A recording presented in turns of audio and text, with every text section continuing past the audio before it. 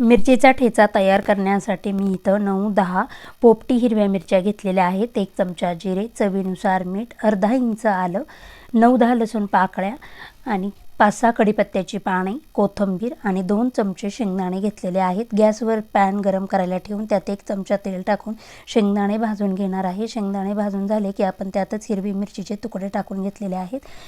हिरवी मिरची 1-2 मिनिटं भाजली की त्याच्यामध्ये 1 चमचा जिरे, लसूण, आलं आपण हे डाग पडेपर्यंत 5 मिनिटं भाजून घेणार आहोत। त्यानंतर त्याच्यामध्ये कढीपत्ता आणि कोथिंबीर टाकून 1 मिनिट परतून घेऊया आणि थंड करायला ठेवूया। आता मिक्सरचं भांडं घेऊन त्याच्यामध्ये मी भाजलेले शेंगदाणे घेतलेले आहेत, त्याच्यामध्येच हे थंड झालेले सर्व साहित्य टाकून चवीनुसार मीठ टाकून आपण हे जाडसर असं वाटून घेणार आहोत। आणि गॅसवर एक पॅन ठेवून त्याच्यात 1 चमचा तेल टाकून आपण हे वाटलेलं साहित्य 5 मिनिटं परतून घेऊया। अशा पद्धतीने आपला मिरचीचा ठेचा तयार।